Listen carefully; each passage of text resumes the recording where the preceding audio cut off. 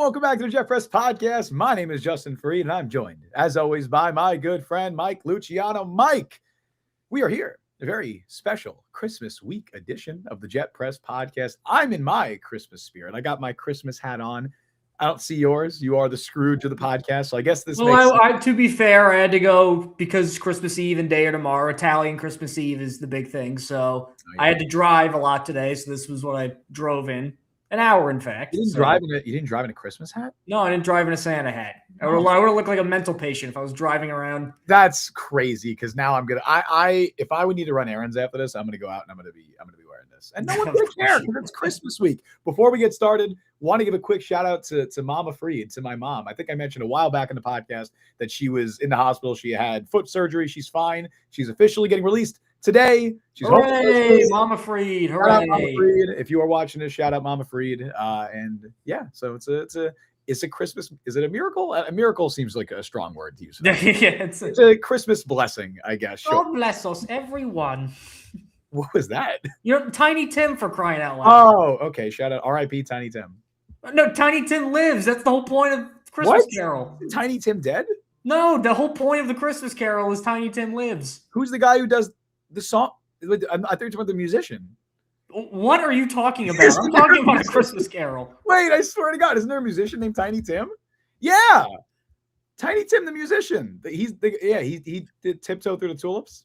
What do you think I'm talking about December 23rd? I don't know about the other Tiny Tim. This is news to me. Was Tiny Tim the musician named after this? No, probably, yeah. Okay. The whole point is, like, if you don't change, then people will hate you and Tiny Tim will die. And he goes, oh, God, I'll change. And then he changes and he's happy on Christmas. Isn't that Ebenezer Scrooge? Yeah, that's the same story. Wait, is Scrooge Tiny Tim? Oh, God. I don't know. Christmas Carol, Tiny Tim is going to die is one of the consequences of Scrooge not changing his ways. Oh. So he does, and then he lives. I have more questions, but I'll ask you after the podcast. God, that's like the most popular Christmas story of the last 200 years, man. I know enough. Look, man, I'm Jewish, okay? That is not an excuse you have a Santa hat on. Well, okay. You'll tell me more after the show. Yeah. But yeah, man. We got a lot of stuff, fun stuff planned today. We got a Christmas wish list that we're gonna be doing for our Jets, looking ahead to 2026, looking at a few things that we might want on that wish list, and maybe as Jeff said, Justin equals culture. That feels backhanded, but thank you, Jeff. Watch every year. I watch the 1984 version because I think that's the best adaptation of A Christmas Carol. You know what? I watched that yesterday. So you know what Christmas movie that I watch all the time. So if I want to show off how cultured I am, the old Rankin Bass stop motion, like Year Without a Santa Claus ones. No, I love It's a Wonderful Life. That's a great movie. That's a fantastic movie. It's an amazing movie, and so that's a great movie outside of Christmas too. Right. And I'm not a big movie guy, but that one, that's a great movie. Wait, really quick, is Die Hard a Christmas movie? That's the age-old question. No. Wow. I have no opinion. I shouldn't ask it because I don't care. But I actually hate that question. That's like that. Actually, dislike that question because it's become so ubiquitous. I know. That's why I figured I'd ask it. It's so commonly asked. But yeah, we got the wish list going on. Mike is going to give us a little defense of Aaron Glenn because he is quite peeved. He's quite annoyed at some Jets fans who have had some takes about Aaron Glenn. I have a feeling I'm going to end up playing devil's advocate in favor of those Jets fans or in favor of the counter arguments, but we'll see how that goes. And yeah, fun show planned. I'm excited. So make sure to check us out on Apple, Google, Spotify, Overcast, wherever you get your podcasts. We are there. And on YouTube, where you can watch It's a Christmas Carol. You can subscribe. After you do that, subscribe here, like the stream, because that really helps push us up all the charts and all that. And you'll get notifications when we go live. You hit that little bell. And you can join our membership. Come on, I'm not entertaining this. That's last I'm entertaining this. I don't have an opinion on it, but since your opinion is it's not, I'm gonna just. I don't even love I don't even love the Die Hard. They're okay. Like I don't have that much investment in them anyway. I have only seen the first one. I like it more as a Brooklyn Nine-Nine fan because like Andy Samberg that's like one of the main plot points is he loves Brooklyn Nine-Nine is a great show. That is a fantastic show. So let me go and immediately on Christmas Eve here. Pick a fight with you, the viewers at home. You're going to be the grumpy Scrooge today. All right, let me get my Scrooge on. So that sounds wrong. Let's talk about Aaron Glenn. No. Because I thought that Jets fans outside of the Jet Press podcast, if you subscribe, you're obviously a very smart Jets fan. But I think there was a lot of them that I thought were smarter than they are, and they revealed themselves as not so smart. Because the problem that I'm having with, obviously, look, Aaron Glenn, he's not having a particularly good season. He also, I don't think, even people who hate him will say he was not given a great hand in terms of the roster, in terms of the quarterback situation, in terms of bad luck in a lot of cases. Like, he didn't help himself, but he was not helped at all. What I can't stand right now is why suddenly everybody's all doom and gloom. I thought everybody wanted to tank. As a Nets fan, this is going to be on my tombstone right now. Everybody loves tanking until you tank. Everybody wants to tank for the top pick. Even if it works out in the middle of it, though, in the middle when you're actually losing the games, people go nuts because you keep losing and losing and losing. You think you're going to be okay with it, but you never are, and all these crazy takes come out. Like, I'm seeing Aaron Glenn one and done things. One thing that these fans aren't realizing, in my opinion, they're at a level now. Like, Brady Cook is playing over healthy quarterbacks. They are trying to tank. And Brady Cook, there are quarterbacks, like, let's look at a quarterback like Nick Mullins. Bad quarterback, a backup quarterback. But if he goes to like a good offensive play caller, he gives him a couple things and he can run an offense for a couple games. There are some quarterbacks that don't have that talent level. And no matter what you do, they will just stink. And Brady Cook just stinks. So I'm not going to hold it against Aaron Glenn or Tanner Engstrom that they're losing games because Brady Cook stinks. I'm also not going to hold it against him for the whole Justin Fields thing, because Justin Fields was basically a one-year lottery ticket. They paid him as little money as any starter in the league that isn't like a rookie or Daniel Jones pretty much. And they said, if it works out, man, we got our guy. If it doesn't, well, we're going to be bad. We'll take our guy next year. We knew that going in. It seems like fans kind of accepted that going in. And now that one of the two options we thought would happen is happening, everybody's all up in arms about it. The other thing that I really can't stand with the tanking discourse is, and these are people, not just, Joe Schmo calling into WFAN. These are a lot of people that I respect their opinion and are very knowledgeable about the Jets. Obviously, it stinks to lose like they did to the Saints and to lose how they did to the Jaguars. I think it's wholly unfair to criticize Aaron Glenn for these games not being close. Why is that? Because you can't ask to tank. That's what fans wanted. They wanted, from the point they won the Atlanta game, they said play Brady Cook, lose every game after that so we can get either the number one pick or close to it. Well, now that's happening, and you're still not happy. What fans somehow wanted is the Jets to lose all these games, but to lose like how they lost week 1 to the Steelers, where it was like, 32-29 or something like that, and they lose on a last-second field goal. That's what they want. You can't be that picky, especially when Brady Cook is starting. You can't get on Aaron Glenn for not putting up 30 points with Brady Cook. You can't get on Aaron Glenn for not forcing 4 or 5 turnovers and breaking the interception streak in such seismic fashion when half your starting defense is out and you traded your 2 best players. I get that it sucks to lose. Look, I don't want to say fatigued, but I'm tired of saying let's play all the UDFA guys and see what they got at the end of the year. I'm tired of talking about draft position in October and November and watching Brady Cook start. I get that it's frustrating, but to put all that on Aaron Glenn when this is the situation that fans kind of wanted, right? They wanted him to trade some of the old holdovers, get assets, bottom out. This is almost year 0, and then next year we really start putting it all together with a full offseason. It seems like you're getting what you wanted, and you're still complaining. So there's a lot to hit on there. I think I generally agree with the premise of what you're saying, right?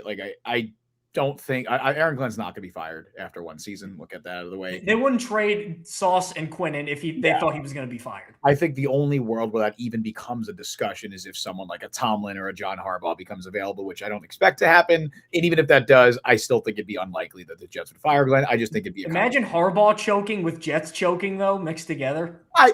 Ravens fans are too hard on John Harbaugh, man. It ain't. I don't think it's a Harbaugh problem. It's happened a lot in 4 years. It has, but I don't think it's a Harbaugh problem. But either way, Aaron Glenn is not getting fired, nor should he be fired. I do think, however, it is fair to ask for better results than what the Jets have put on the field in the last few weeks. I think the Jets have regressed. And a lot of that is because the talent has gotten worse, right? They traded away Sauce Gardner and Quentin Williams, but they did win a couple of games after trading away those guys.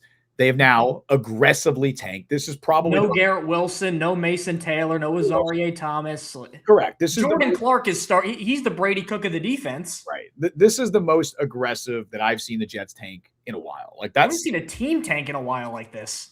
That Saints game is a game that the Jets in years past would win a lot, right? They would blow the tank or whatever, right? They would try their hardest to win it. They would start Tyrod Taylor and they would fall down in the draft order to win a meaningless game that's not going to help them at all. It's a culture win that doesn't really help the culture, right? Fans would be just as furious, if not more so, if they won that game. You know that. So I'll say credit to the Jets for understanding that, right now I wouldn't say that the Jets are trying their hardest to win games. I wouldn't say they're trying their hardest to lose, but they're certainly not trying their hardest to win. They're trying to win on Sundays with the roster that they throw out there. They're just intentionally not putting out their best hand. Right. They're starting Brady Cook at quarterback, despite what Aaron Glenn might say. I know for a fact, I can tell you right now, Aaron Glenn does not believe that Brady Cook gives the Jets the best chance to win. I promise you that. Everyone in that building knows it's Tyrod Taylor. Everyone in that building knows why Tyrod Taylor is not starting. The number one priority for them is evaluation at this stage. If they receive draft position order, draft order benefits from it, they will absolutely take that and they will not decline that. They'll be happy to fall down in the draft order if it means that they get to evaluate their young players, whether that's a Brady Cook, whether that's, like you mentioned, guys like Jordan Clark and Dean Clark starting in the secondary right now on defense. They have placed Isaiah Oliver on IR, Tony Adams on IR.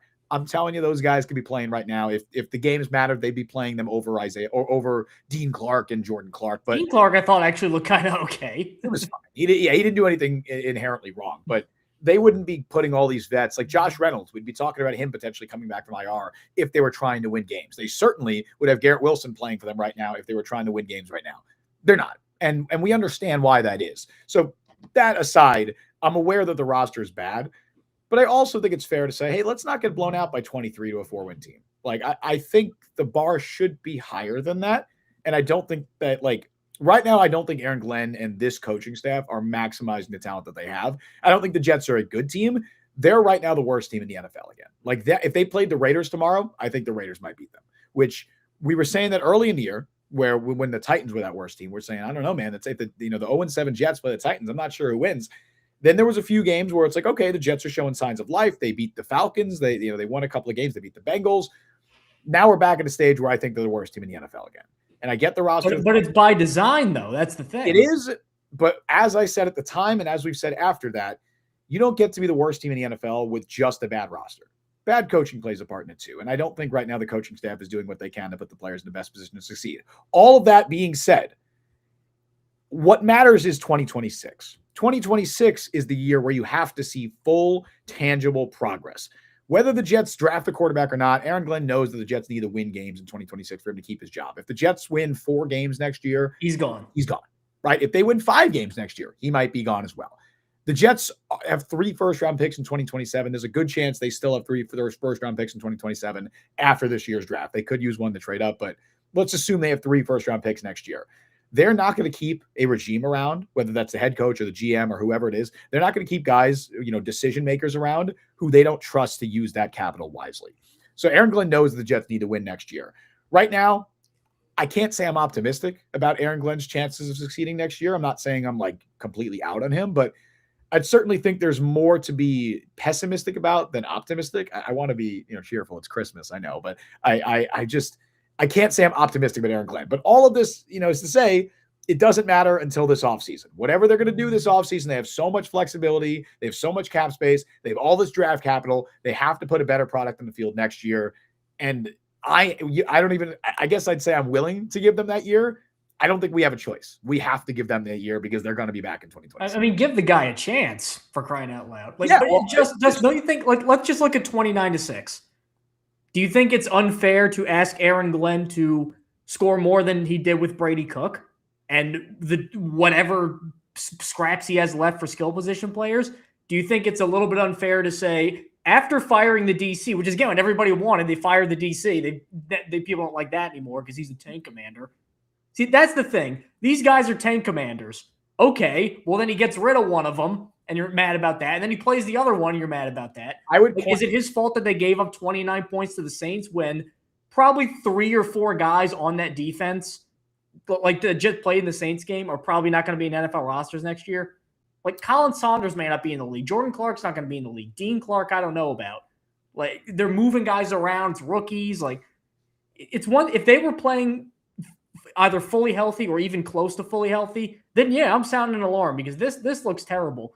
I just think that the talent level on this roster has regressed to such a point, again, of their own design because they're starting Brady Cook, so it is intentional to some degree, that I can't make any – look, if he's bad next year, get rid of him, sure. But how can you make any definitive statements about Aaron Glenn or say, oh, because he lost with Brady Cook starting, that supports my narrative? I think that's unfair. It's not a definitive statement, but I would also point to the fact that the Saints are a 4-win team, starting Taysom Hill at running back and Mason Tipton at wide receiver. It's not exactly like they were playing a powerhouse. They were playing another terrible team, another young Jacksonville. They did, and look what happened. Yeah, well, Jacksonville could have put that. They could have scored 60. Easily. That defensive. I mean, that was justification enough to fire Steve Wilkes, right? Like that was just a horrific defensive performance. I'd point to the fact that the Saints have. I would say that the Saints defense is more talented than what the Jets are putting out there right now by design. Like the Saints still have guys like DeMario Davis and Cam Jordan playing snaps for them, and Chase Young, who's having a good year. Like they have some players in the defense. That offense, man, I don't think it's any better than Jets. Like other than the quarterback, right? When it's not like Tyler Shuck is this world beater that just they had Olave, we didn't have Garrett Wilson. Yeah, but I mean Olave is very good, right? Juwan Johnson's fine. He's a good player. He's having a good year. They were guys off the street playing at running back. Audric Estime was not on the Saints active roster 2 weeks ago, right? He was playing running back. Evan Hull was also not on their active roster 2 weeks ago. Taysom Hill had the most touches of any skill player in that offense in that game. They're getting clowned with Taysom Hill throwing that last touchdown pass late in the game. Like that shit can't be happening. And that's kind of where my point lies. But again, you give them next year. Like they have an off season. I would say, I'll say this to wrap up my thoughts on the Aaron Glenn thing. I think that a lot of the guys that Glenn and Muji have brought in have either met or exceeded expectations, whether that's a Brandon Stevens, whether that's Jarvis Brownlee or Jawan Briggs, Harrison Phillips. I think there's a lot of guys that they kind of Mitchell. I keep saying Mitchell, Mechie or Mitchell. Yes, Adonai Mitchell, I think, has been a very good pickup for them. Like there's a lot of guys that they brought in as their handpicked guys who have done well. The guys who were on the roster last year, the vast majority of them have declined, regressed, or stayed the same. And those are solid guys you want to get out of there. The only guy they brought in that was really terrible was Fields, and that was a 1-year lottery ticket. Yeah, they did also extend Sherwood. That was a them decision, and Sherwood has not had a good year. I know he just had a very good game against New Orleans, but he's not had a good season. Quincy looks like he doesn't the year. That Quincy should have been traded at the deadline. Yeah, they missed on that. But again, it's a 5th-round pick. But yeah, they should have. Who else probably should have been traded at the deadline? Jermaine Johnson. You got a 2nd-round pick for him, you trade him, right? If the defense looks this bad with Jermaine, the emotional leader stuff is so valuable, but you can't just be a zero. That's the thing. So there's like stuff like that I can point to where it's like, okay, a lot of these guys who we thought were good football players aren't anymore, right? And you could have gotten value for them if you don't, because you could make the argument, Quincy was a solid guy. All right, trade him, right? Jermaine Johnson was a solid guy. Trade him. You get a 2nd-round pick for him. Trade him. You had a 2nd-round pick on the table at the deadline. They need a little bit of like a minimum viable product here, though. Yeah. Would the defense really be that much worse starting, Eric Watts at defensive end instead of Jermaine Johnson? I don't think probably, yeah. Realistically, Mike, I don't. Jermaine, the what they're getting from Jermaine Johnson right now, I really don't think it'd be much different. I honestly don't. And I'll tell you right now, Mykal Walker, probably a better option than Quincy Williams. Mykal Walker, low-key been solid as linebacker 3, and he's bigger than Quincy Williams, which I think he size there too.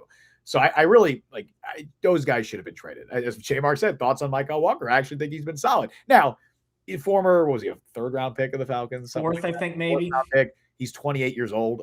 I don't think he's anything that's like a future player, but maybe he could be linebacker. You bring in a new guy this offseason, and then those are your 4 linebackers. New guy, Sherwood, Walker Malagoa, those are your 4. Yeah, I'd be fine with that. But that would be my issues that I have with the current regime. All of that is to say they will be given 2026 to have another full off season where instead of kind of pussyfooting around and making their biggest free agent signings, Justin Fields and Brandon Stevens, they actually go out and spend money, and they actually have a lot of draft capital to use and build the roster how they want it to look.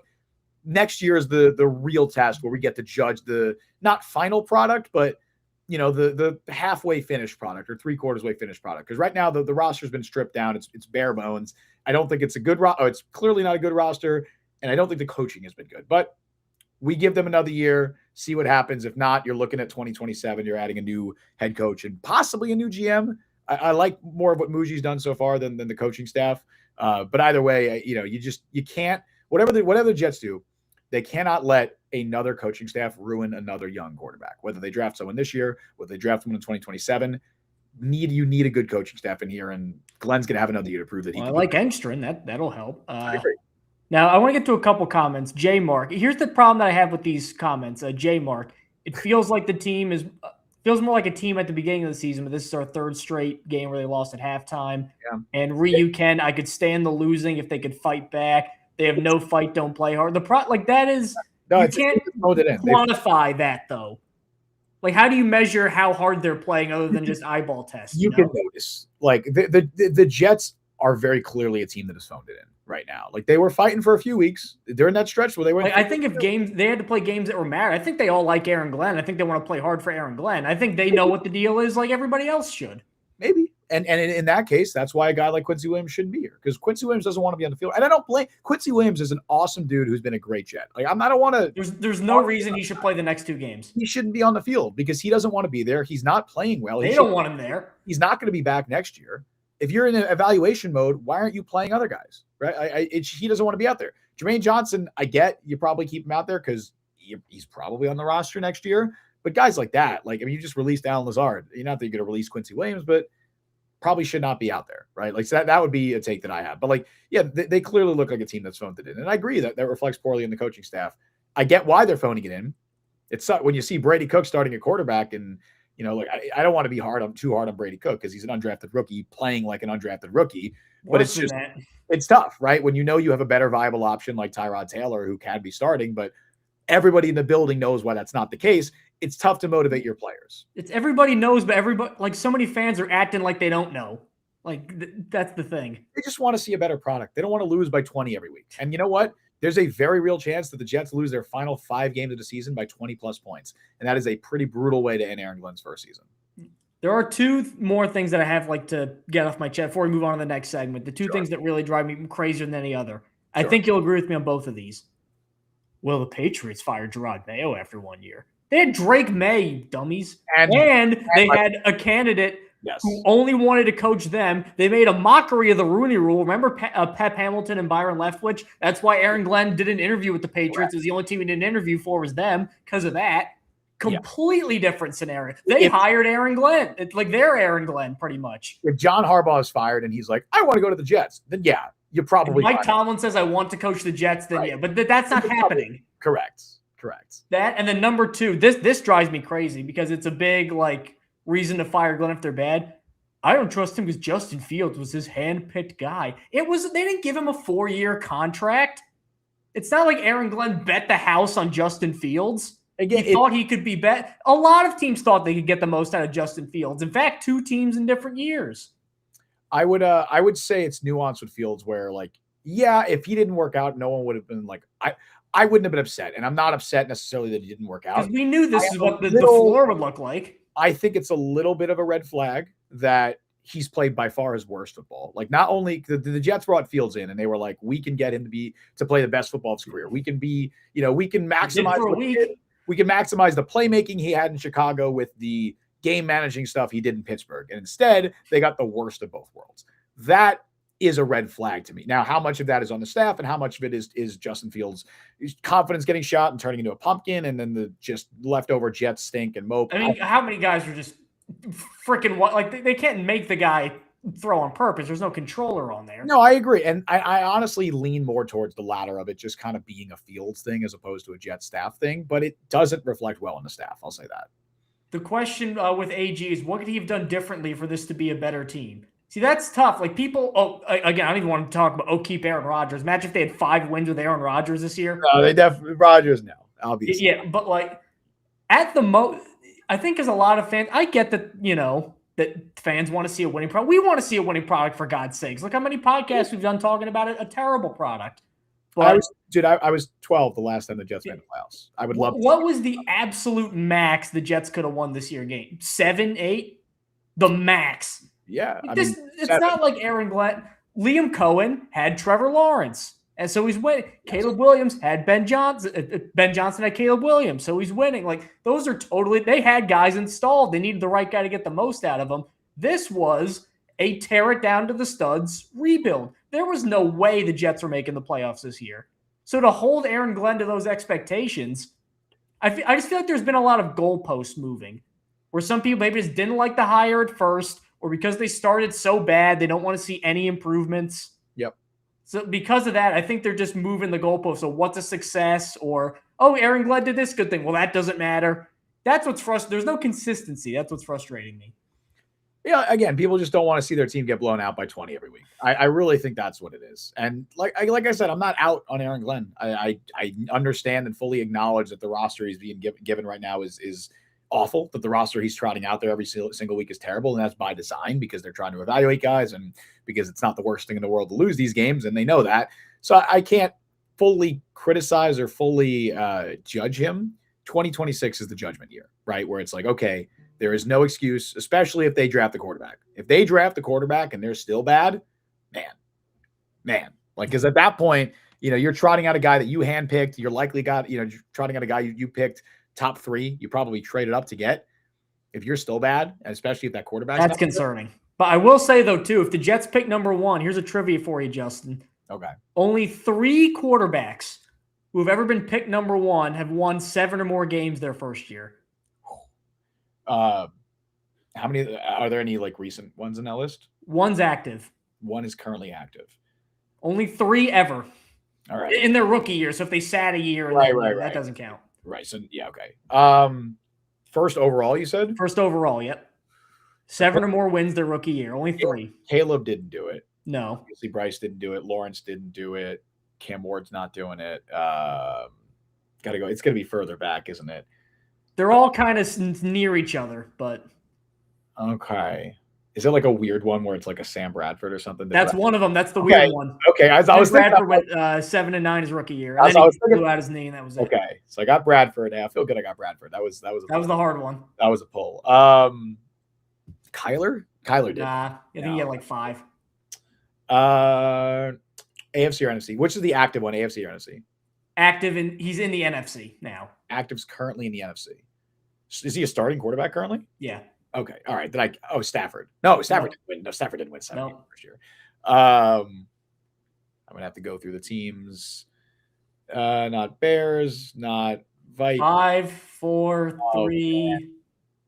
Baker Mayfield. Oh yeah. Well, he had an awesome year. Did he win? How many games did he win that year? 7. Okay. Exactly. And those Bradford and him only won 7. The only guy who was like a playoff tie was Andrew Luck. He went 11 and 5. Gotcha. That was the other one. Gotcha. I don't think I like Mendoza. I like Moore. I don't think they're Andrew Luck. So bro, how did I pull Bradford and not Baker? That's crazy. Or Andrew Luck. Or Andrew Luck, yeah. Glenn wouldn't know what to do with Lawrence or Williams. Like, but how do we know that? Like, I somewhat agree, Ryu Ken. Like, I would not be optimistic that it would go well, but I don't know for sure. Like, get him a quarterback and see what happens. You don't think those two and a Tanner Engstrom's running Ben Johnson's offense, basically? I agree. I'm more optimistic about Engstrom being able to manage the offense than I am Glenn being able to give the Jets a schematic advantage anywhere. I will say that. But again, if they just nail the DC hire, it's all a moot point. Let's get to some stats, some holiday stats. Do a couple of stats real quick. Mike, you want the good one or the bad one first? Well, hold on. We got to introduce it, because this is the GGSM. This is the gangrene stat machine. I'm not letting you escape without me saying that out loud.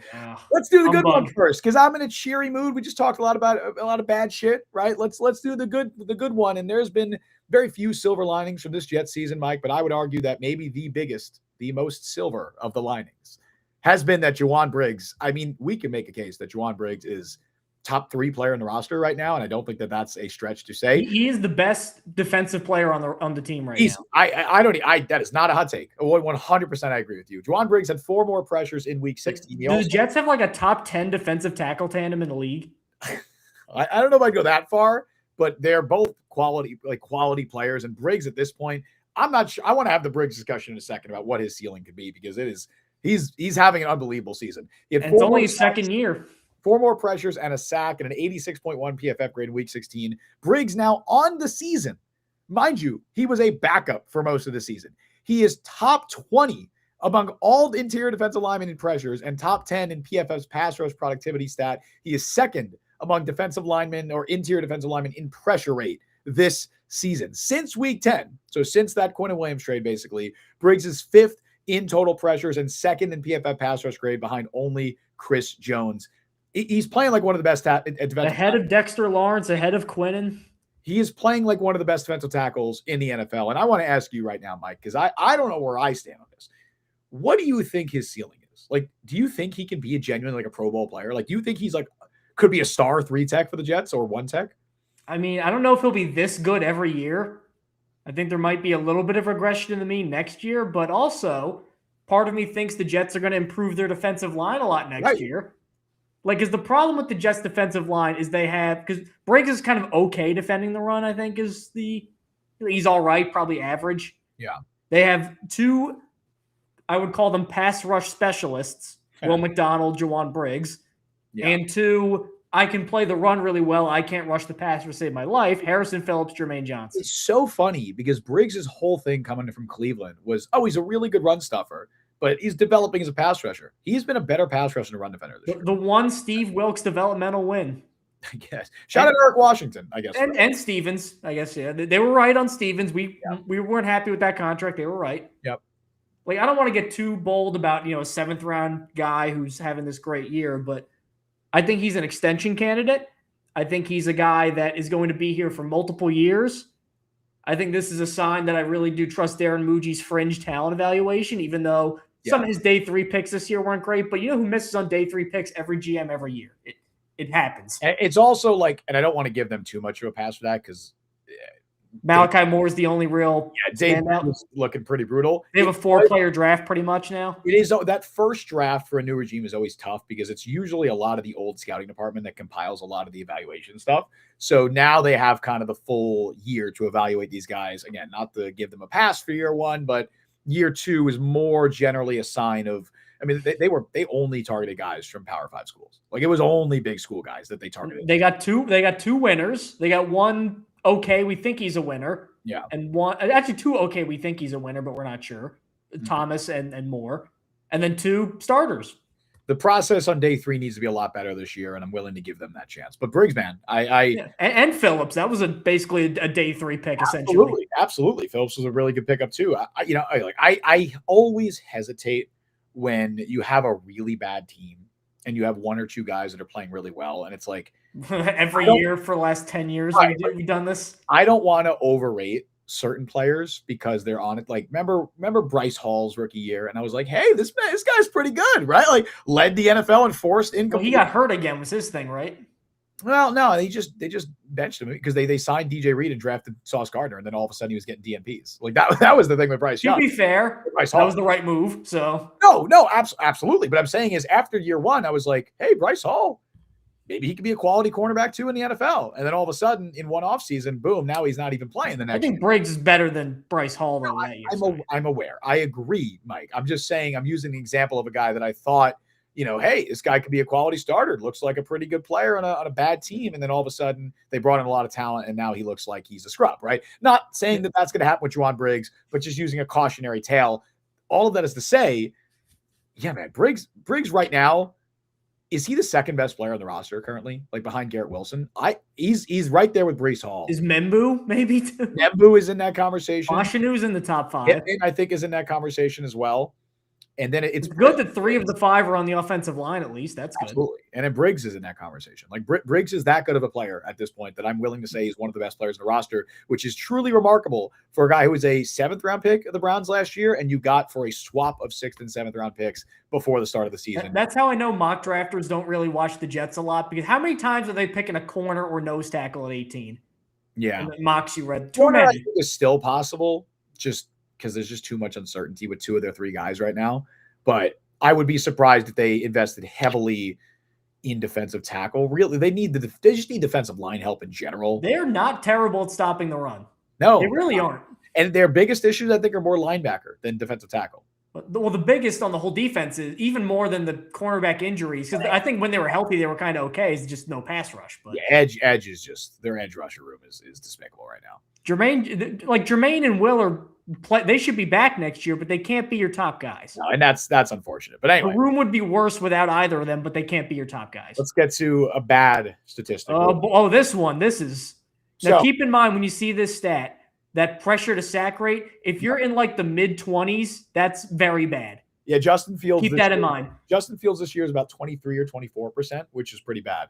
So a lot of people were obviously very a lot of people that probably didn't know exactly how to evaluate what they were watching on Sunday were not too complimentary of the performance of the Jets offensive line. The Jets, of course, allowed 8 sacks. Brady Cook was sacked 8 times on Sunday. But a closer look at some of the other numbers kind of reveals what I saw on Sunday, which is, man, this is a Brady Cook problem, not an offensive line problem. PFF only credited the Jets offensive line with allowing 2 sacks and 7 total pressures. Mind you, Cook was sacked 8 times. The Jets offensive line only allowed 7. He's literally inventing sacks out of thin air. The defense, Cook was pressured 11 times. The defense generated 11 pressures. Only 7 of them were credited as allowed by the Jets offensive line, but 11 pressures on Brady Cook, 8 of them resulting in sacks is unbelievable. Keep in mind, I think Matthew Stafford has the lowest pressure to sack rate. So if he gets pressure 11 times, he gets sacked like once. I will read that stat in a second because that's not on the screen, but I have it. Cook's pressure to sack rate this game, 72.7%. His pressure to sack rate on the season is 53.1%, which is the worst among every. 20 is bad, folks. 53. It's double. Oh, it's over double what Justin Fields was this year. It's almost triple. That is the worst among all quarterbacks to play in a game this year. Pass pro was not really that bad. And as you mentioned, that Matthew Stafford stat, Mike, Matthew Stafford has been sacked 19 times this season. He has been pressured 172 times. Brady Cook has been sacked 17 times this season. So 2 fewer times. He's only been pressured 32 times. That is truly remarkable. We always hear the joke, it's like we're playing a different sport, but yeah. And look, certain Jets, you remember how Jets fans felt about Tim Boyle? Like even when Zach Wilson was playing, like Zach Wilson is a terrible quarterback, but there were points where you could fight and claw and kind of look like a real team with him at times. When Tim Boyle was in, I know that that's the extreme example of extreme examples, but like Cook's numbers are close to that, if we're being honest. Cook has 1 touchdown and 9 turnovers. Yeah, so like, remember how like we didn't even want to evaluate, and Jets fans didn't even want to evaluate because you knew it was Tim Boyle and you were dead the second the game started? Like Brady Cook, I don't want to pile on the guy, but like he's at that level now. That's why I can't get too mad at Aaron Glenn, because if this is out there on purpose because you're trying to tank, literally, what the hell is he supposed to do? What is Tanner Angstrom supposed to do? Here's how I also absolve Tanner Angstrom of blame. One thing I remember liking about Cook at Missouri, I did not like Cook at Missouri a lot. One thing I did like is that he's a really good athlete, and I thought when he did get some pressure, not from Armand Membu, but from the other side, I thought he did an okay job of kind of playing his way out of it, making something out of nothing. He's not doing any of that, which means he's either scared or he has no idea what he's looking at. And if your quarterback has either of those 2 things, like Justin Fields was scared this year, then you're dead. Then you're dead. And you're dead to a point where it's not bad coaching. Like, I don't think it's bad coaching that Brady Cook is crapping his pants every single game. This is a guy who's just playing above his talent level right now. There's this old theory in work. It's called like, I forget the name of it, but basically you get promoted to a point of incompetency. Like you keep getting promoted and eventually you hit something where you can't do the job, but they don't fire you, so you just stay there forever. That's where Brady Cook's at for this year. Is he kept getting promotion. He handled QB3, he handled preseason, he handled QB2. Now he can't do this, and because of the directive to lose, they're stuck with him. So I kind of absolve everybody here. Accidentally important at his job. Yeah. Found himself accidentally important. Sucks for Brady Cook. All right, Mike. It is time for our Jets Christmas wish lists. In the spirit of the holiday season, we're 2 days out from Christmas at the time of recording right now. Tomorrow's Christmas Eve. I'll be hanging with family, and I'll be, with the dad's side on Christmas Eve, and then my mom on Christmas Day. Hoping some things on my wish list will be met. Well, before we get in to our Christmas wish list, Mike, I whipped up a little something Did you now? Yeah, I don't like when you say things like that. I know you don't. It could go down a lot of very different paths. I know you don't. And some part of me, Mike, I'm not gonna lie, does it because I know you don't like it. But I put together a little bit of I don't know what you want to call it, a rhyme, a haiku of. It's not a haiku. I'm not that smart. A little rhyme, and I figured would Justin, if you rap, I'm leaving. I'm not rapping. Okay, good. That's what I was concerned about. Was it would be musical. I mean, it's not really musical. It's more of like a poem. But no. Okay. This is I can work with this. A Christmas rap is probably even too cringe for my liking. I thought you were gonna spell it WRAP. Like that's a song. Christmas rapping. That's a song. I hope not. Anyway, it is. Before you go, J Mark Burrow for 3 firsts. Santa doesn't have that many firsts. Yeah, I did not include that in my poem, but we could dream, man. We can wish, J Mark. Anyway, okay. A few of the stuff that I'm listing on this is actually stuff that's on my wish list that we can talk about. But I just wanted to lead in with this little rhyme. Okay, are you ready, Mike? No. Okay. On that note, 'twas a few weeks before the Jets offseason. 2026 was in sight. Mike, it's time to break it down. Let's do this wish list right. Oh no. Okay. You see, Jets fans have been dreaming and starved for a QB. So Santa, we ask you, please end our misery. You did not rhyme QB and misery. The first thing, that's the most Jets rhyme of all time. The first thing we plead for is a quarterback in this draft, be it Fernando Mendoza or Dante Moore. Just bring us one at last. Next on this list, a linebacker with luscious hair. Reuniting Anzalone with Aaron Glenn, that's my prayer. Speaking of reunions, I can tell which words he wanted to rhyme and like how he had to. Speaking of reunions, it's time to right a wrong. Let's get JFM back in Florham Park before long. Next, Santa, I ask you for an edge rusher or two.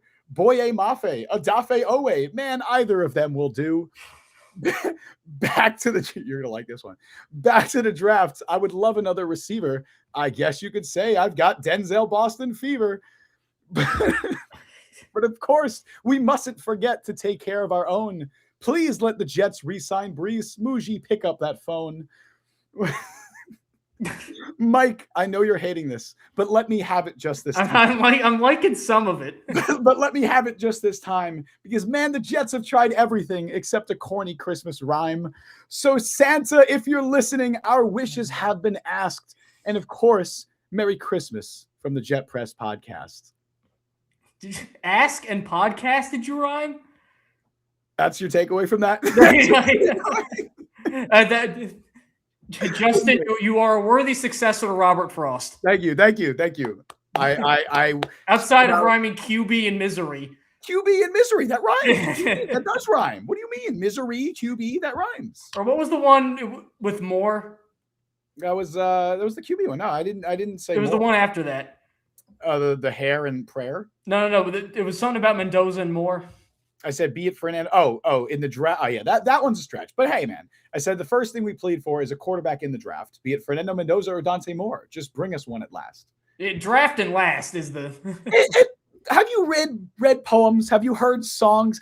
No, Jeff. That is absolutely not AI generated. No, that is not. You can't AI generate creativity like that. That is AI would not sound like that. Absolutely not. No. AI would absolutely not sound like that. That was you can't make that up. That is 100% authentic. How would I even prompt you AI? Justin, now I love it because it's not AI generated. AI is gonna come up with Boye Mafe and Adafe Owe as Jets free agent targets. Get out of here, man.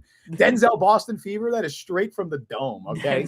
I am offended that you think that is AI generated. It'll be Chris Brazzle fever if we do it for Valentine's Day or something. Yeah, that could work. Let's go. Anyway, let's go with the wish list. My first wish list, maybe I'm cheating a little bit with this one because I'm not even hoping that anything particularly good happens to the Jets for the remainder of the year. I'm hoping the Las Vegas Raiders completely catch fire, which they can't because they have 2 very winnable games. The Toilet Bowl against the Giants, or as Colin Saunders calls it in a really dumb tweet, the Cottonelle Bowl. I'm getting rage baited right now, but J Mark, I hate you. I swear to God, because you know what? You know what's so funny about this? That's an insult. He's like, it's so bad you couldn't. It had to be you. That's an insult. I'm gonna try and stay in the Christmas spirit, but you know what's so because Mike and I just had a rant about AI before we went live, and I was how I see so many AI generated articles nowadays, and it makes me so mad. So now to be accused of using AI for something like this that I'm trying to have fun with, I am personally offended. I know I've never heard anybody say AI like that, but I'm falling for rage bait right now. I'm not. I'm amped up. But anyway. So if that happens, if they could win one, they could win 2 of those games. Would it surprise you if they went 2-0 at the end of the year? Oh, hold on, I'm stupid. J Mark said I wouldn't AI generate. I'm sorry, J Mark. You're right. Thank you for believing. Oh, I thought it was an insult. Like that was so bad. It wouldn't only Justin could write it. I misread that. I thought he said would. Thank you, J Mark. Thank you, J Mark. I would never. Anyway, sorry. If that happens, one of the chief competitors for Fernando Mendoza or Dante Moore is gone. Maybe I'll even get a little greedy and ask for a stocking stuffer of a Shadur Sanders win. Ooh. Although he's turning it over and he's bad, there is a little bit, I think, from what I've seen of not his fault going on there. I think they actually have a little bit of spark on offense. They gave the Bills everything they can handle in that game. I agree. The offense is actually definitely improved with Sanders. Now, I don't know without Judkins if that'll change, but because he broke his leg. But they play the Browns and the Steelers. They play the Steelers and the Bengals. 2 very winnable games. If they get either of them, if they win either of them, the Jets may be in the clear. They could get their top quarterback. Even if someone trades up to 1, Dante Moore will be there at 2. We need wins from the Raiders and wins from the Browns. Mm-hmm. And even if they don't trade up, if they want to draft a young guy, then they can.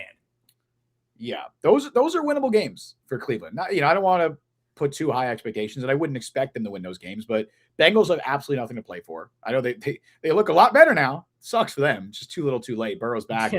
It's what a shitty year to be a Bengals. That's like it was like a 2019 Jets year for them. It's torturous, man. Like it's just like, oh man, what happens? You could say 20. Probably going to keep Zach Taylor for another year now too. Off of that, they might. And the Steelers, they still don't scare me. I'm sorry, they still don't scare me. Like they did just beat the Lions at the Lions, but they did. That was their best win of the season. They are playing their best football of the year, I would say, right now at the perfect time. As Mike Tomlin always happens. But DK just got suspended. He's not playing again. Probably. Did you see that he lost $45 million in guarantees off that? That's insane. Oh my God. He had a thing in his contract. Let me see if I can find it right here. I know this isn't Jets related, but it's like funny. That's actually crazy. Voids. Okay. Notes that if he fails to practice or play with the club for any reason, which includes player suspension for conduct detrimental, his guarantees will be null and void. How much guarantee do you have in his contract? $45 million. That's all his guarantees? Or that's as much as will be voided here. What kind of Master P contract is that? Oh my God, dude. That's terrible. That is actually nuts. That's awful. Wow. Well, that is brutal for him. But either way, no DK Metcalf. Maybe you can see the Browns. Roman Wilson, wide receiver 1. I don't know. The Raiders' schedule is a lot. Like the Raiders are worse than the Browns. But man, I think we said this on Sunday. If they lose to both the Giants and the how do you pronounce it? Oladokun led Chiefs. If they lose to both of those teams, y'all got it. You deserve Fernando Mendoza. You are undisputably the worst team in the league. You deserve to have that top pick. All power to you. But man, those are extremely winnable football games. So I hope your Christmas wish list I hope it comes true. That's my Christmas wish upon a star. Anyway, that's Pinocchio. That's my Christmas wish. I hope that comes true. I recited a lot of my wish lists, my wishes in my poem. Can we talk about that long-haired linebacker? We could talk about that long-haired linebacker. We could talk about Mr. Alex Anzalone. Now, my real dream is Leo Chenal. I know I didn't include it. It's hard of the rhyme. I couldn't think of one for Chenal. So my real dream is Leo Chenal on the Kansas City Chiefs. That said, there's a couple of guys right now who I'd like, yeah, this is the dream. I would love these guys. I don't expect them to hit free agency. Leo Chenal, Tyler Linderbaum. Those are the two where it's like, if either of those guys become available, blank check. Pretty much. I'm almost willing to go. I'm willing to go CJ Mosley style for Tyler Linderbaum. I'm willing to give him way above the center market. I don't care, man. I will pay you whatever. Chenal, I'm willing to pay him as one of the top 3. More than Sherwood easily. Yeah, I'm paying Chenal whatever he wants, and I'm trying to find a way to maybe get out of that. You're getting out of that Sherwood contract after 2026. If you can trade him, and that frees up some space to sign Chanel, even better. Like you could do that too. But either way, I don't care if you have the most expensive linebacker room by far in the NFL for one season. You're getting rid of Sherwood probably after a year anyway. But those are the two guys that if either of them become available, I'm spending whatever it takes to get them. Anzalone's also a really fun option. My one concern would just be the size with him and Sherwood. They're both kind of better as weak side linebackers. They're both better as not being that Mike, right? Jack Campbell plays that Mike role in Detroit, but Aaron Glenn needs one of his guys though. He does. And I think if you're looking at this defense, like honestly, the roster as a whole, this roster needs leaders. You just got me thinking about something though. What? Would Detroit be willing to pay Jack Campbell? See, if he's not a free agent, is he? He's not, but it's coming up. They're going to pay Gibbs. They already paid Branch, who just got hurt. I think so. I think they let Anzalone. They got Goff's contract. Campbell's like the captain of that defense. J-Mo they paid too. They find a way. They wouldn't trade him. I don't think they're in a Super Bowl window that he's under contract next year. Why would they trade him? Right. I think that might be one to watch though. Maybe not this year, probably though. But I'm looking. Sure. If Jack Campbell's available, yes, obviously, absolutely. You're trading for. I mean, I don't know what it would take to get him. Probably cost you at least one of your seconds, at least. Possibly more.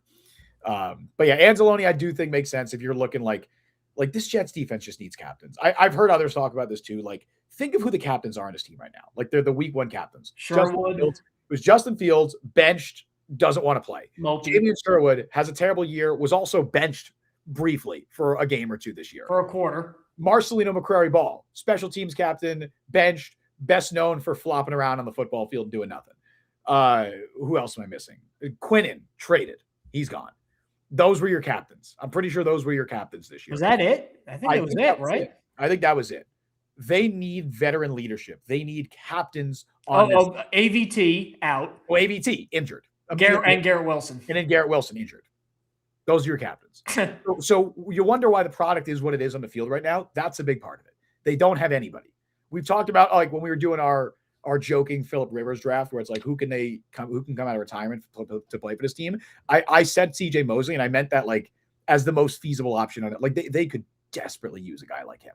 Just still play. And Anzalone, look, I have the concerns about the size, and I don't think it's an ideal perfect fit. But he is everything you want from a leadership perspective, from an Aaron Glenn perspective, from a winning perspective. Yeah, give me Anzalone, and I like, again, it's not my top choice. I would want like a Leo Chanel, but I would certainly be excited about Alex Anzalone. I think he's a week one captain next year over Jamian Sherwood. I would strip Sherwood of the captaincy and I'd give it to Alex Anzalone, and I don't really give a shit how he feels about that because he's probably not in the team next year anyway, or in 2027 anyway. And is there a limit of captains? Why can't they both be captains? Not two linebackers as captains, a little weird. I don't know. It's a little weird. One thing on my wish list, though, not only is it edge help, it's a specific kind of edge help. It's trade help.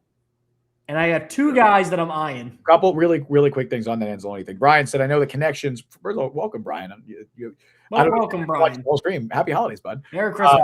I know the connections are there, but I'm generally not interested in paying a linebacker over the age of 30 to come in and start. Then he also mentioned that Harrison Phillips arrived too late to receive a captain's badge. Yeah, Phillips will probably be a captain next year, assuming he's back. He should be. He is a vocal leader on that defense right now. As far as the over 30 thing is concerned, I get it. I do. I would love to know what Anzalone's market is. I think you can get him for a 2-year deal. I don't think you're giving him a 4-year contract. Like I don't think his value is at that stage. What is his contract projection right now? Actually, Anzalone? Yeah, like what is probably like 2 years. I'm sure it's in 8 figures. Yeah, I that's what I'm interested in. Does Spot Track do that now? Still, do they still have the market value? I don't think so. They do. They have market value. Yeah. Oh yeah, dude. This says 2 years, $15 million. Easy. If it's 2 years, $15 million. Brian, sorry you're late, bud. You missed my Christmas poem, my Christmas wish. You should go back and it'll be preserved on the internet forever, though. So Anzalone, 2 years, $15 million. I'm doing that in a heartbeat. Don't even consider. I'm not. Also, another guy to throw out there is Demario Davis. He can still play, man. I don't care. He's still good. I don't care if he's 36. He can still play, and that is absolutely someone. Is he a Hall of Famer? I don't think so. I think he's quintessential Hall of very good because he's only made first team All Pro once, or maybe he's never made it. Second team 4 years in a row. Yeah, it's CJ Mosley. It's the same thing as CJ Mosley, where it's like Mosley's probably not a Hall of Famer, but he's Hall of really good. I think we're going to view him like how we view Clay Matthews Sr. for the Browns. Ooh, interesting. Who's like he needs to get in guy. But looking at edge help, everybody wants to sign guys like Owe or Ebiketie or Boye Mafe. Hey. Really, the free agent class does not have a ton of – Ebiketie hasn't had a great year. Boye Mafe has like 1 sack. Like it's – Always got 7, I think. Always got 7, yeah. But like Mafe, Ebiketie, Quiddy Pay's got 4. Like it's not a great – So what I'm looking at 2 guys in trades that I think would really help this team. One, if you're talking to the Giants about a trade up and you're willing to give a little bit more and you say, hey, on top of that, you want to give us Kayvon Thibodeau because you're starting Abdul Carter and you pay Brian Burns. Yeah. That seems like a very logical fit. I think Kayvon would be the best pass rusher on this team immediately. I think he's a more complete guy than Will McDonald. Yes. The other one I was thinking of, you mentioned Leo Chenal. The Chiefs are going to do some retooling. They have to. Yes. Would it surprise anybody if they said, hey, anybody want George Karlaftis? Chiefs fans hate Karlaftis right now. They hate him. I don't know if he's been. I think he got overpaid a little bit. His contract's rough. I think he's having a tough year. Chiefs fans are also crashing out because they're not winning the Super Bowl every year. So I'm aware. That's why I'm like, I don't know how much of it is he's been that bad, but I know that Karlaftis is getting a lot of hate right now. I think he's a guy who I think needs a fresh start. Maybe. I'm looking at his PFF grade, 17th among edge rushers. Okay. 15th in pass rush grade. He's got 64 pressures. Fuck out of here, Chiefs fans. 64 pressures, sacks. He's not having a bad year at all. Spoiled. Hello? That's a very good season. And look, if they keep hating on him, right, and he has to go, and he's one of the guys who has to because of the Mahomes and Chris Jones contracts, I don't know, man. I wouldn't hate it. Yeah. Why use that 2nd-round pick on a rookie? Why not use it for this? Yeah. I know. I mean, you mentioned the Thibodeau idea to me the other day, and I was like, that, yeah. I mean, I would love that. And I do think there's a good chance that he gets moved in the offseason. Reverse Leonard Williams, too. Yeah, I do think there's a chance he gets moved in the offseason. I think there'd be some, I don't want to say like character concerns, but I would pause and be like, is this an Aaron Glenn type guy? Would be my like first thing. But if Aaron Glenn signs off on it, right, then yeah, I mean, talent-wise. I mean, there were quote-unquote concerns like that with Brownlee, and they did it, and I think they're happy with that. Did you hear? Connor Hughes had said why the Jets weren't going after Jackson Smith and Jigba, like why they had no interest in him and why they had him as a 2nd-round talent or whatever. The 3 things that they apparently had concerns with is route running, hilarious, ability to consistently separate, also hilarious, and character concerns. What is any of that? Did they pick up the wrong scouting report or something? Did they read Malachi Corley's scouting report? Did they read like Rashee Rice's scouting report or something? Right, insane. But yeah, no, that's ridiculous. It is. I'm concerned Mahomes doesn't have a strong arm. Right. It's like, I'm with you though. I'd be all over Thibodeau. One thing to miss evaluation on a player. One thing to be completely 100% wrong about everything. Totally wrong. Like this fast guy is not fast. Like right. That's crazy. It's like, man, I'm a little concerned about Xavier Worthy's lack of deep speed. It's like, hold on. I think Arian Smith is too big. Right. It's like, man, John Ross is super durable, but he's a little slow.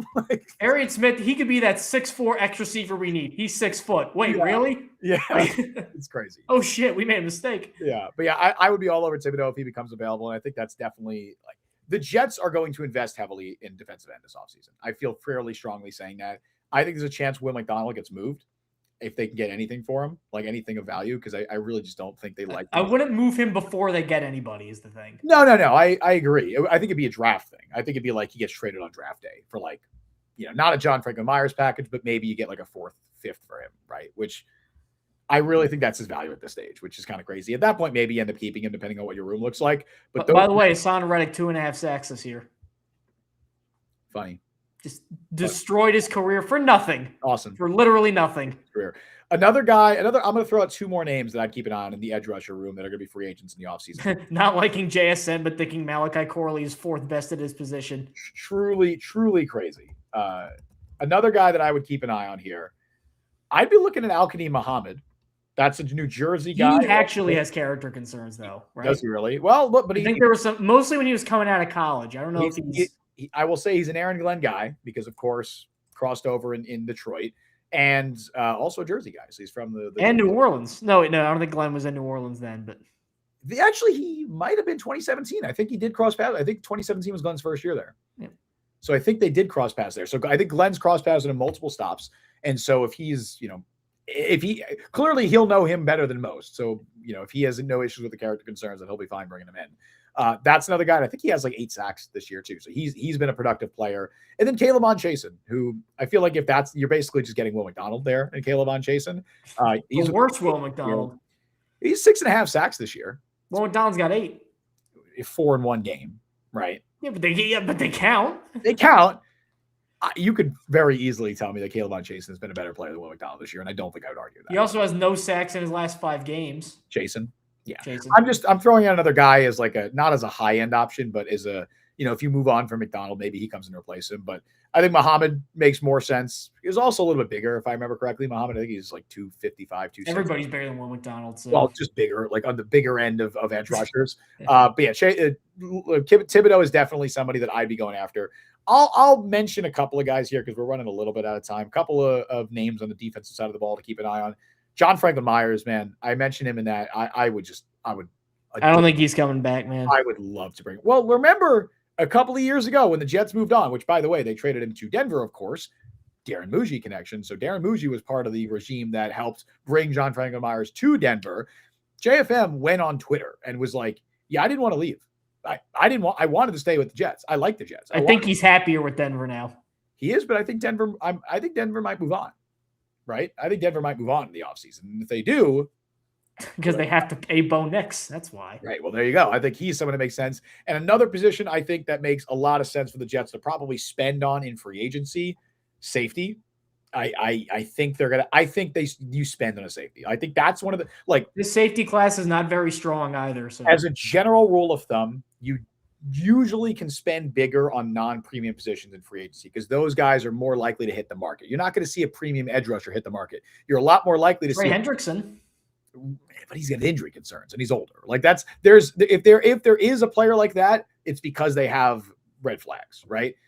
You can see very good safeties hit the market. You can see very good guards hit the market sometimes, right? My dream is Kevin Byard for that, but I don't think if you want to bring in like an older guy, absolutely. Kevin Byard's awesome. He's a pro. He's Mr. Picks too. So I think he has the most. Him and Harrison Smith are the most interceptions among all active players right now. Those two, I think, are on top of that list. Byard will be awesome if you bring him in. One guy that I would keep an eye on, Quentin Lake, over with the Rams.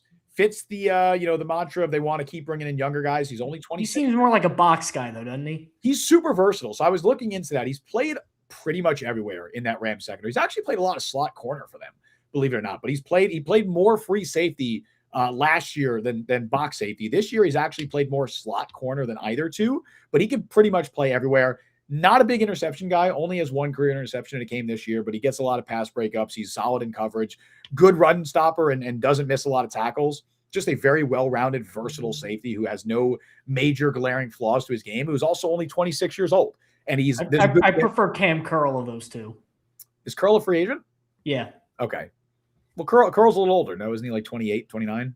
Yeah, but he's also better, so. Maybe. I like Quentin Lake. I would keep an eye on him. I mean, Curl's 27, or will be so. Oh, he's young still. Wait, what was the contract he got with the Rams? It wasn't that big from what I remember. Is this was it only a 1 year? Yeah, deal? 2 years, $9 million. Yeah. This is his second year of the Rams because I remember him with Washington, obviously. I mean, yeah, I think I remember at the time that people were shocked that he got that little of a deal. I remember that. I think I remember people were expecting. Yeah. Yeah, I mean, look, I would take either of those guys. I guess it might depend on who the Rams prioritize because I would assume they bring one of them back. They have Cam Kinchins as one of their safeties, but they probably bring back one of the other guys. I would take a look at Lake. I would take a look at Cam Curl. Couple of comments here from Brian we can get to. He said, Muhammad was on my wish list in 2022, so it'd be pretty Jets to try to get a player when he's older. He's still good, though. He's having Nick Folk. They got him older. It's true. He's having him back older. Muhammad's having a productive year with the Lions. If he retires, they're going to bring back they're going to miss 10 kicks next year. You know it. 1 year of savior with them, and then they'll finally be good next year. But and then the kicks will fuck them up. Yeah, and Isaiah Williams will revert back to mid-season Isaiah Williams, where he's fumbling everything, and yeah, we'll get that. Brian said the Jets chose Jacob Martin on a 3-year contract instead, which effectively just resulted in them upgrading a fifth to a fourth in 2023. I forgot about Jacob Martin. Yeah, now you got him playing alongside Javon Kinlaw, 2 Jets legends in Washington. They're both starting for that Commanders. I bet they're thrilled with that contract over there. He's been better. He's been better, but still. Insane contract. He said, I apologize if I missed this, as Brian said this, but did you float tight end options? They're set there. No, we haven't. This might be a position where the upcoming free agent class is the strongest. No, we haven't. I wouldn't be. I mean, they did just re-sign Rucker. So and Taylor's there. Not that like they can't still bring in a third guy. I wouldn't expect it to be a position that they spend big on, no, because they just spent on Rucker. Right now they spend a lot. What's the tight end free agent class looking like? I know like Pitts is a free agent stuff, right? But they're not going. I think Pitts is the big one. Yeah, they're not going to bring in Pitts. Hey, they should sign that guy Travis Kelce. Oh yeah, totally. He's pretty good. Njoku, Goddard, Swift in New York. They would. The tabloids, they would be off that alone. They'd stay in business. See, a lot of these guys I just don't think make a lot of sense. Like Njoku, Goddard, Taysom Hill, Higbee. Apparently, Taysom Hill's got a little spunk, so I don't know. Yes, Ertz is probably cooked. His leg is cooked. Ertz is going to retire. Yeah. Foster Moreau, Tyler Conklin, bring him back. Reunion. You're talking about Chiefs and Carlos. Chargers fans and Tyler Conklin are not actually. You know what? I'd be interested in Durham Smythe as a blocker. Yeah, but I wouldn't make it like a priority. No, he's on a $2.5 million deal right now with the Bears as a free agent. If you can get him for that as your third tight end, I would like him over Stone Smart and Jelani Woods aren't contributing on offense, and they're not blockers either. So if you want another blocking tight end and you really want to just go in and that is your identity, sure. Someone like that. Mo Alley Cox. Well, Mo Alley Cox is 32 years old, bro. Yeah, I remember watching him in the tournament at VCU. He's been a career Colt. How many players do you see that are like fringe players like him last almost It's a decade? Weird the guys like I remember being stunned. Look how Laquan Treadwell just stays on practice squads. Like why him? Why does he last, Okay. There's a couple of guys like that. There was another Laquan Treadwell is on the Colts currently. He's 30. Like David Sills is currently still in the NFL. Like how? How does that happen? How come some guys flame out and some guys don't? Yeah. Kevin White was still kicking around. Poor Kevin White, man. He would have been so good. I know. The injuries. Brian also said, I do not think the Rams will let Lake leave in free agency because their god-tier roster building the last 2 seasons has let them a great draft capital and cap health. They're going to have a top 10 pick this year, man. I know, because of the freaking Falcons. What is their actually, I want to look that up right now really quick.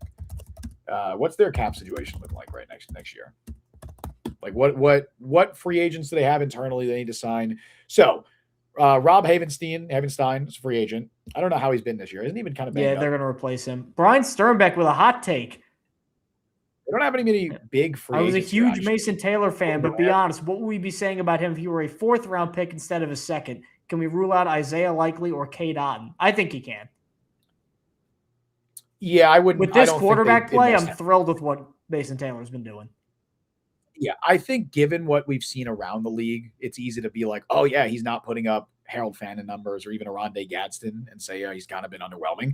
The quarterback play has been really bad. Like, I think that's a the Browns from day one made Fannin like their top pass game option. The Jets never did that with Taylor. But I am willing to say that I'm not like tied into Mason Taylor as definitely the guy. I just think that he probably will be given multiple years as the starter. Yeah, with a better quarterback. Although, remember last month, Mike, I mocked them Kenyon Sadiq, and apparently that was the most controversial thing in the world, and I really don't think it is. Like I do think if Sadiq is there at 18 and they already got their quarterback, it's a feasible thing that they could do, right? And it's not necessarily like, oh, Mason Taylor sucks. It's you need extra pass catchers, and I think Sadiq is that good. He's also JJ. Where do you think Colts pick ends up? Probably where it is now. It's like 17 or 18 or something like that. I don't think they could climb much higher, right? Like even if they win 8 games, who's ahead of them? Like the Cowboys, right? They're one of the teams right above them. They're only 2 8-7 teams, Detroit and the Colts. They could climb Vikings are 7 and 8, but they're starting Max Brosmer. So surely Detroit finishes with a better Tampa wouldn't matter because if they lose the division, Carolina will drop. but they both could still be 8 and 9. If the Colts lose the next 2 games, I could see maybe Baltimore winning out. I could see maybe one of Tampa or Carolina with 9 wins there. Minnesota plays the Bears and the Lions. That's a tough one. And the Lions. Oh man, that's tough. Yeah, I don't know about that. That's well, they're not going to they're going to make a pick with that anyways. They're going to trade it up for Mendoza. So I would expect that Colts pick will fall between 16 and 18. That would be my prediction. I don't think it'll be anything lower than that. I was not a fan of the trade at the time. If they basically trade Sauce Gardner for Fernando Mendoza, that's something. Yeah, I mean, I would take that in a heartbeat, man. If he's good. If he's not good, well, of course. Then I don't know what to do, because I'm more sure about Mendoza than I would be. Like, I think he'd be the number 1 prospect in either of the last 2 years. I think Stroud would be way above him. Brandon Smith, my guy, Brandon Smith, just signed with the Patriots. Boy. Hey, give me your Jets playbook. Okay. Why do you even need it? Oh yeah. Right, again. What kind of intel? Him and Leonard Taylor are back together. Man. I'm pissed. I'm pissed about that. And Leonard Taylor. That's 2 of them. Do they even do they have wide receiver? Yeah, they do. Sign him? I think Boudet got hurt. I think. Boudet got hurt. Pass interference where the guy got tackled. They didn't call anything. They got 2 wide receivers in their practice squad already. Well, good for Brandon Smith. Happy for him. Unfortunate, it's with the Patriots. Well. Yeah. And I think because my laptop battery is on 8%, we're going to call time on this episode of the Jet Press podcast. Merry Christmas to every Jet Press fan out there. Happy holidays. Happy whatever you're celebrating. The Jets may be bad, but it brings a smile to our face to be able to discuss how bad they are with you people. So sometimes it does. Other times it's. I mean, the Jets don't. Times it's not. The show is good. I enjoyed reciting my little poem today. Until it was accused Alfred of being Lord Tennyson over there. Is that a famous poet? I'm sorry, I guess I'm not cultured. Edgar Allan Poe. I know Shel Silverstein. You got to broaden your poet horizons here. I don't read a lot of poetry. I'm sorry. I guess I should read more poetry. Oh, right at the buzzer, Austrian Jet fan donating 10 memberships. What a Christmas gift from our friends over in Austria. Well, it's. Yeah, a wonderful, wonderful Christmas gift. That should have been on our wish list. Was Austrian Jet fan making an appearance late in the show? And it's very much appreciated. Make sure. Yes, it has. Make sure to thank Austrian Jet fan if you just received the membership. You are the man, Austrian Jet fan. You are helping support our show, and now I can buy the rest of my family last-minute Christmas gifts because of you. Thank you so much, my friend. Always appreciated. And yeah, man, this is it. Until next time, we'll be back on Sunday because obviously no stream tomorrow because it is Christmas Eve. We'll be with our families, and we hope everybody else enjoys their Christmas, their holidays, whatever you're celebrating. To my fellow Jewish friends, who I hope you enjoyed your Hanukkah. And yeah, man, we'll be back on Sunday. Until then, Mike, you have any final thoughts before I sign us off? Merry Christmas. Yeah, Justin, I will say.